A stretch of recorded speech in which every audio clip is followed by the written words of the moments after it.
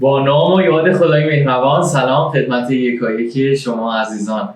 من عرفان تسلیمی هستم، روانشناس شخصیت. در خدمت شما عزیزان هستیم با یک تکنیک بسیار کاربردی که میتونه به شما خیلی کمک بکنه. اسم این تکنیک EFT هستش که معروف هستش به ضربه تراپی. مؤسس اون گری کریک که یکی از افراد در واقع پژوهشگران آمریکایی بود که این رو کشفش کرد، که البته قبلش این تکنیک یک اسم دیگه ای داشت، ولی این فرد در واقع اومد یه مقداری در واقع گسترده ترش کرد و پیشرفته ترش کرد که در دهه 90 میلادی در واقع این رو برد و این تکنیک بسیار بسیار پرکاربرد بود و سریع جواب میگه. حالا چرا؟ در واقع ببینید ما هر فکری که داریم پشت هر فکری یک احساسی خوابیده، یک احساسی هستش. احساسات ما خوب هستن، این به این معنی نیست که ما بخوایم یک حسی رو تایید بکنیم، یک حسی رو رد بکنیم.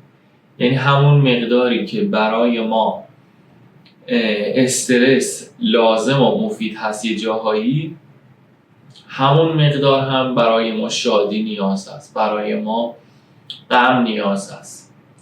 تمام احساسات ما به ما کمک میکنن در مسیر پیشرفت زندگی، ولی اگر از یک جایی به بعد احساسات بد که ما اسمش رو میگیم احساسات بد، مثل غم، مثل استرس، مثل اضطراب، مثل افسردگی، مثل غم، حد اینها از حالت پایین و متوسط به سمت بالا بره، زندگی ما رو دچار اختلال میکنه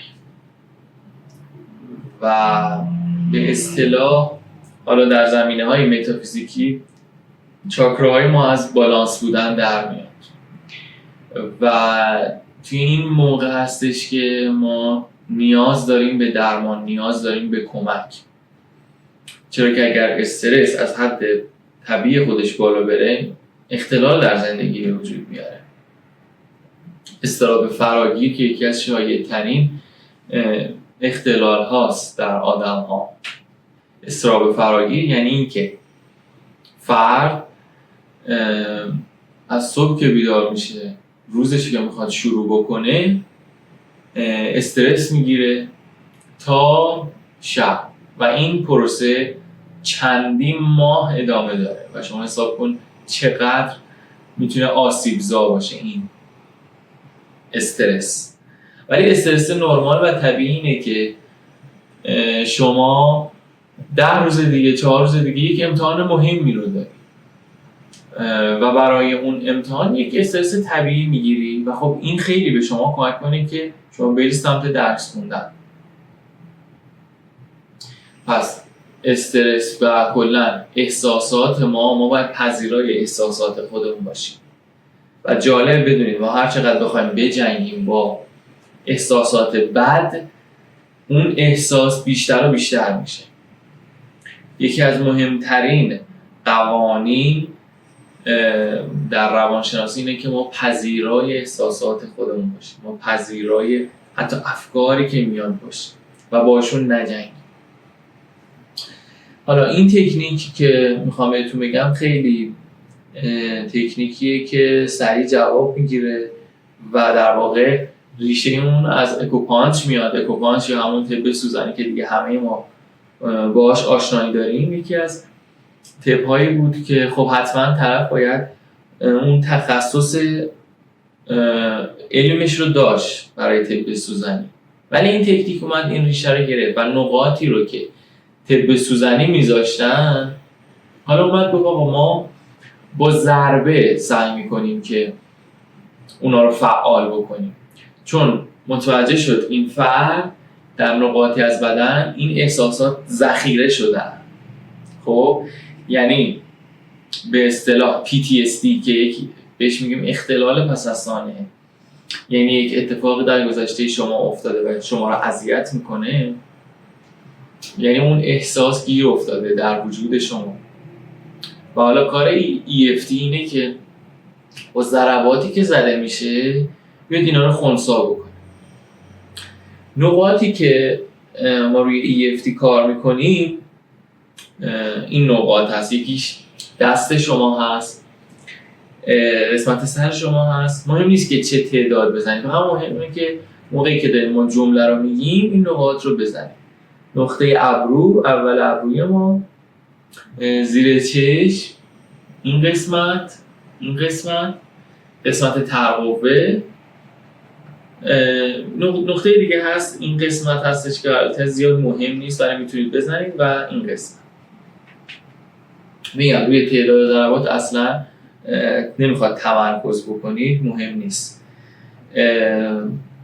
پس تا اینجا متوجه شدیم که ما میگیم روی نقاط طب سوزنی کار میکنیم و احساسات که توی اینجا ذخیره شده تخلیه میشه.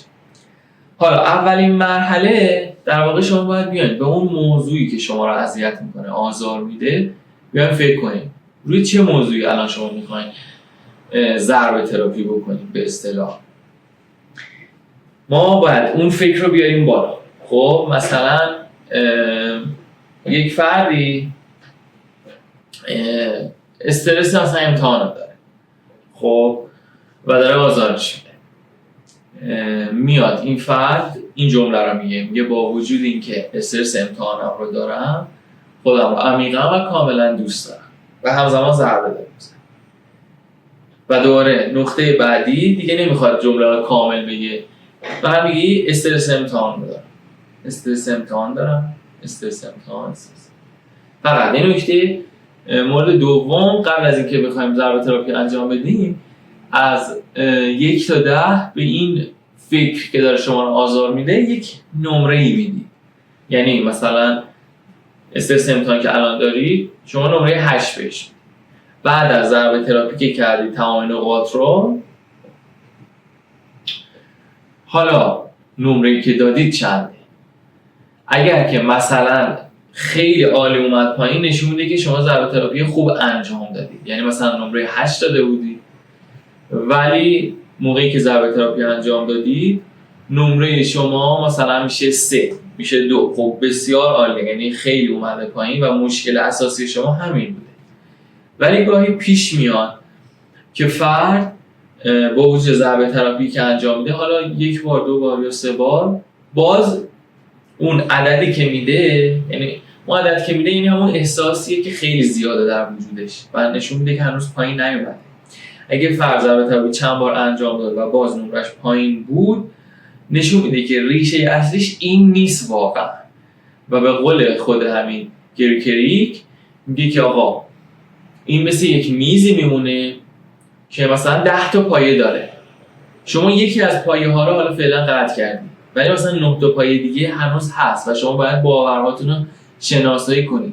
این ریشهش بر نمیگرده به همین امتحانی که دارید. ریشه استرس شما خیلی مثلا عمیق‌تر از این حرف هست و باید بیشتر تفکر کنی چه چیزایی توی این حوزه داره اذیتت میکنه. خب امیدوارم که این آموزش براتون مفید بوده باشه. حتما از این آموزش استفاده کنید. بازم سعی میکنم که اگر دوست داشتید نظراتتون رو بگید تا قسمت‌های بعدیش رو هم براتون قرار بدم. عضو کانال تلگرام ما هم حتما بشید، لینکش توی دیسکریپشن هست.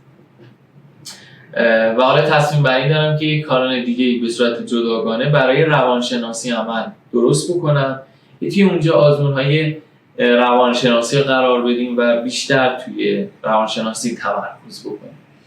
امیدوارم هر جای این دنیا باشید حالتون عالی باشه و همیشه سلامت و ثروتمند در دنیا و آخرت باشید. تا ویدیوی دیگه، خدا نگهدار.